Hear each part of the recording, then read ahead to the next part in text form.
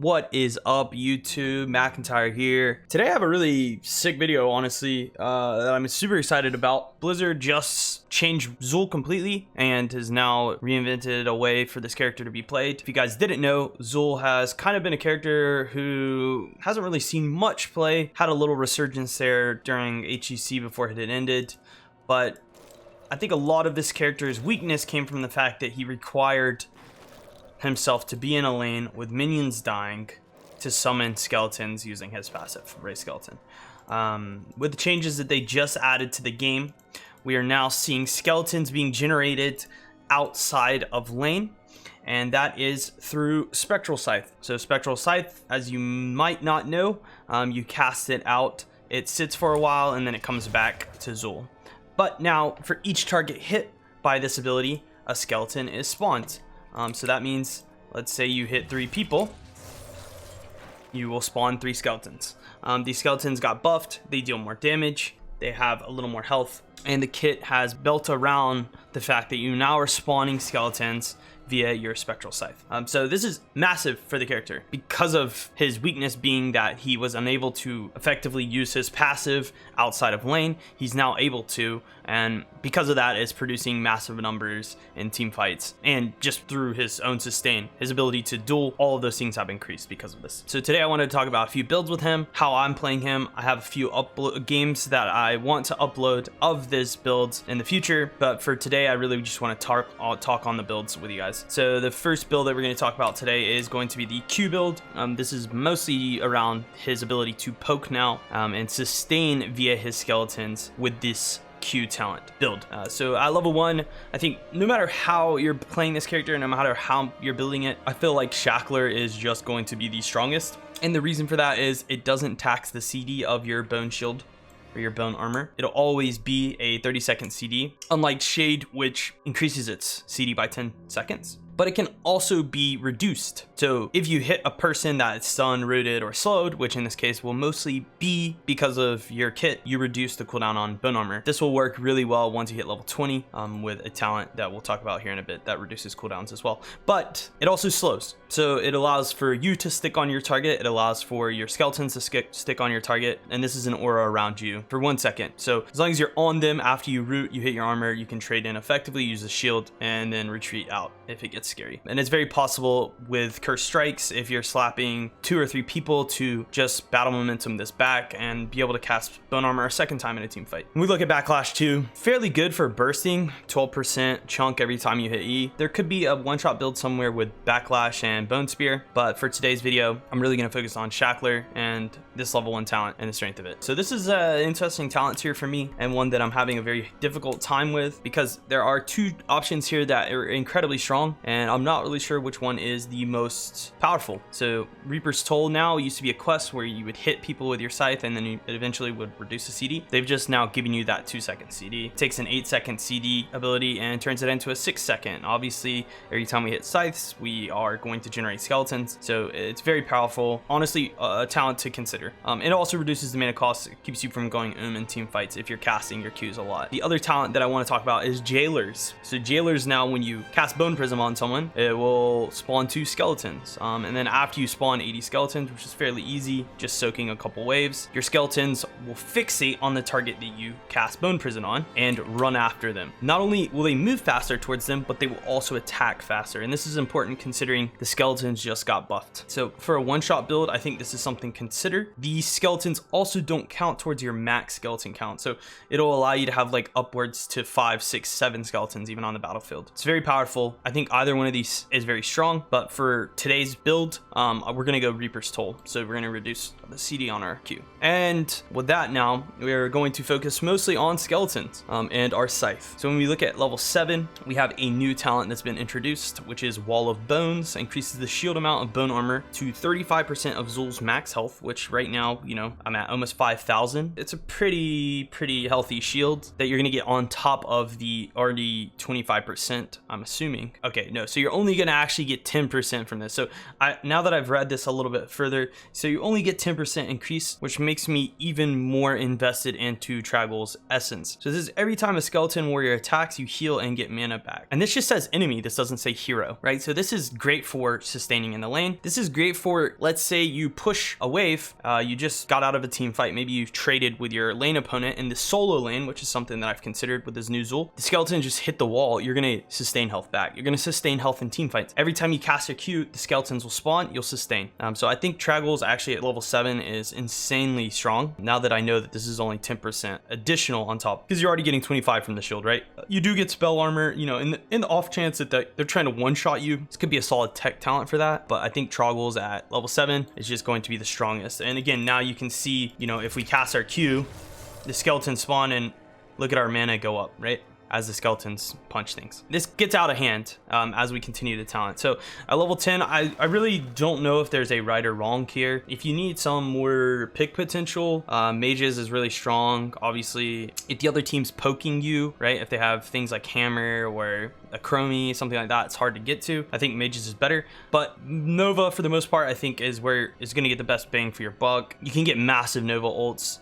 and you have the ability to, at level 20, heal off of the Nova and deal even more damage. I was actually just looking at this level 20 for this. So every 5th spectral scythe that hits an enemy hero spawns a frost mage instead of a skeletal warrior. So this actually is fairly cute, and it could be something that you go for if you choose to take skeletal mages. Mind you, skeletal mages die fairly fast. They're not that healthy, but it might not be too bad considering now the change in passive. It'll allow you more chase here, but you don't really need chase because of level 16 talent. So we'll just take Poison Nova for now. Although on the off chance we do take skeletal mages, I could see this being pretty powerful because it increases the slow even. They'll just be super slowed. Okay, so we'll take Poison Nova for now. And then we're gonna look at our 13 talent, which is Echoes of Death. And this is where I think the power spike for this build really starts to come into play. So it spawns 2 additional scythes, and those scythes can actually spawn skeletons.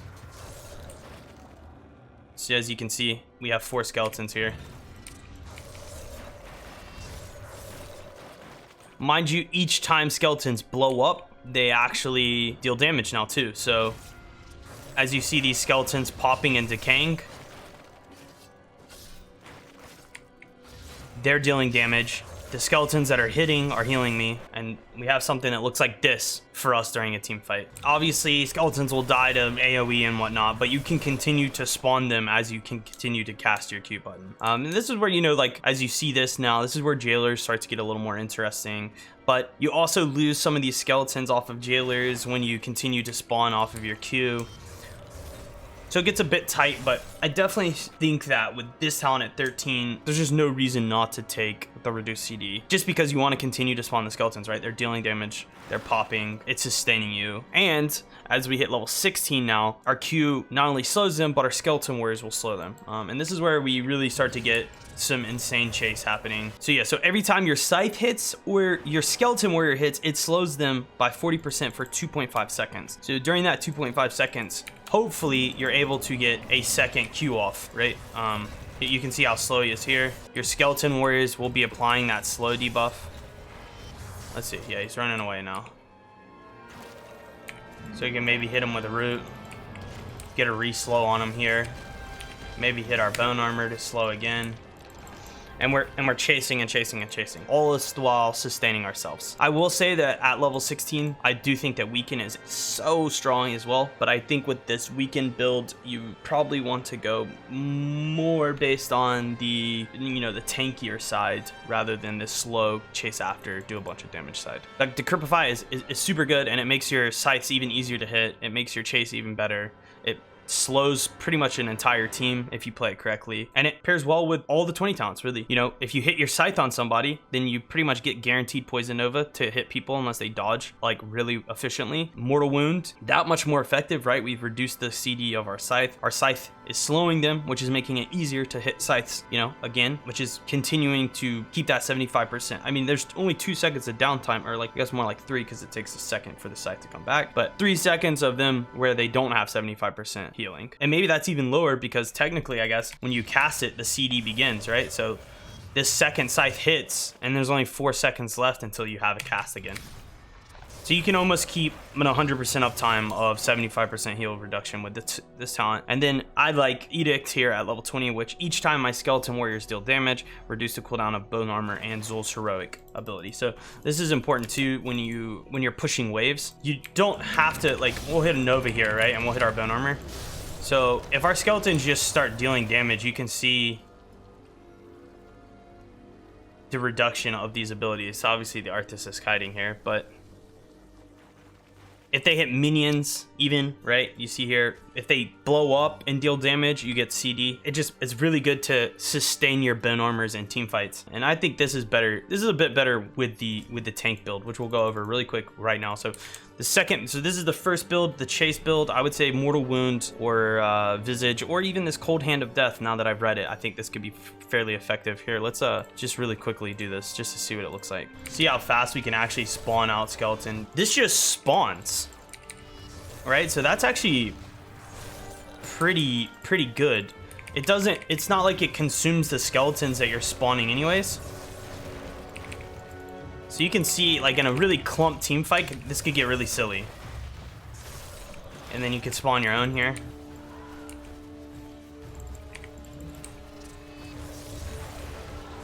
So I'm kind of into that. Be careful though, these things do die fairly quickly, and obviously when they spawn they start to decay, but you know, you are kind of queuing a lot. Your queues are slowing, and if you're queuing correctly, it's possible to spawn like one, maybe even two of these if the other team's chasing into you. Okay, so the skeleton mages don't sustain me. I don't think, at least. Let's see. I think that's just my base region. Yeah. I really would like to get a gameplay with this just to see how effective and how much of a power spike this feels at 20. I've played with Nova. It feels really great. It feels even better the fact that, you know, you slow them all with the Decrypify at 16, and then you hit Nova and then run after them and slice. It feels really strong. But, you know, looking at this now, you won't always get this, but like on the off chance that you do, that mage is going to start hitting them and slowing them. The slow is going to be even more, right? So it'll be slowing them for 50%, which will allow you to possibly get another, another scythe hit on them, maybe a bone prison. It also procs slow for your battle momentum for your bone armor. So as long as that's hitting, which it should hit your target, right, that you spawn it on, you can reduce the cooldown of that. You can see here too, I can animate the multiple hits with the slowed targets for the bone armor with Curse Strike. So really an interesting build. As you can see, just so many different ways to play Xul. So I'll now quickly show you the tank build that I had tried and played that felt really powerful as well, and then hopefully we can upload a gameplay video for you guys to watch of this builds and action. So let's reset the talents really quickly. So looking at the tank build now, we are going to go Shackler again. Just feel like just having that battle momentum is so powerful. At level 4, again, there's a few choices here, but I personally think that Jailers is the best, and the reason for that is we want our skeletons to hit the target to decrease our cooldown of our Kalen's Edict. It's important that we get those two skeletons and they start hitting and moving towards our target and hitting faster too, right? So we get movement speed and attack speed. So the attack speed is something that we're after, especially if we're spawning a bunch of skeletons and then fixating them onto one target. So we're gonna take Jailers. At level 7, we're gonna take Wall of Bones to give us some extra sustain. All right, at level 10, we're gonna take Poison Nova. 13, could go Dark Harvest. It's not terrible because it could allow us to cast more bone armors. You probably would want to take Grim Scythe to go the more OG build, but I either say amplify damage if you're like the lead CC for your team, because this will not only increase the root on the target, which will allow your skeletons to hit them more, but the rooted target actually gets a armor debuff, which is really nice setup for any follow-up from your team, right? So I think amplified could be good here. Obviously Echoes is still really powerful, and then at level 16 we're now going to take Weaken. So this is again something that is going to allow us to duel more efficiently, especially with Jailers. We know we're going to get the proc of the skeletons because the skeletons are going to spawn on the target. The target's going to be fixated. The skeletons will hit that target, right? So we're guaranteed shrinking Genjis. We're guaranteed shrinking Zeratul. We're guaranteed shrinking the Diablo who's lightning breathing, right? We get that. We know that it's going to happen. And then obviously we can Curse Strike to shrink people down as well and weaken them. And then at level 20, we're going to take Kalen's Edict. You could tech into Mortal, or you could tech into Visage, again, if you need more sustain. But with Edict here, I feel like, you know, spawning the skeleton warriors, getting them all to come out, and you can see here like just how fast we're actually able to sustain our bone armors via the skeletons hitting and us hitting slow targets. It's really good. Everyone's weakened. You can see permanent 50% or 40% damage reduction. It's just really powerful. Really powerful. The fact that you can permanently keep people shrink rate, it's like Rework all over again. Overall, I'll be honest, these are the two builds that I think are really powerful right now. I would love to hear where you guys are at on this. I'm kind of geeking about this. I love this idea that we've now created Xul. Like, look how cool this character is. We've given him an ability to actually exist outside of lane, right? He's no longer stuck sitting split pushing all game. He doesn't have to root people. He can actually hold on to his root now, and he can throw scythes. He's a very defensive character though. He definitely wants to protect his team, and he needs to be protected as well. Just keep that in mind when you choose him. He's not going to be like ETC where he can walk in and then slide out and he can sustain himself via his E. He doesn't have that ability, right? Murden can jump in, jump out. He doesn't have that either. He needs somebody to be kind of pocket healing him a bit, but in doing so, he's creating a mass amount of attention needed for him, and he's also protecting whoever behind him needs protection. An example would be like an Oriole Vala comp with a Xul in front. That is going to be very hard for the other team to deal with it because the Xul will walk up, he'll create pressure, he'll create opportunity, he'll have slows, he'll have bone prisons. That will then force the enemy to dive the Vala or Oriole to try to kill them, and in which case you are now holding your ground, fighting back. Meanwhile, if you take Xul into something like, let's say, a garage, you can have a hard time because you're gonna get thrown in, you're gonna have no way to get out. You will stand your ground, sure, but at what cost, right? And maybe in that case, you know, that's when you go shade. You go shade, you get thrown in, you don't need the Shackler CC, and instead you just want to hit shade and have Wall of Bones and just kind of stand there and try to immortalize yourself via Poison Nova, maybe Visage at 20, etc. But overall, really enjoy Xul. I love this. I hope that they continue to add little tweaks to make characters more viable outside of their little niches that they, you know, that they've been stuck in for so long in Heroes. We did get confirmed from Blizzard that, you know, every 3 to 4 weeks we are going to get patches, which is sweet. I love it. I hope you guys enjoy it as much as I do. Let me know in the comments what you guys think is the best build for Xul. I'm curious. Maybe I've missed something. Maybe there's a synergy that's just super strong that I'm looking over. I want you guys' opinions. Let me know in the comment section below. That's going to be it for today's video. Again, we'll be uploading a Xul gameplay probably next week, so check that out. This character is a ton of fun. Go try him out on the weekend. Try these builds out. Again, appreciate you all so much. Like, subscribe to the HeroesHearth channel. Until the next time, guys, I'll see you then. Cheers.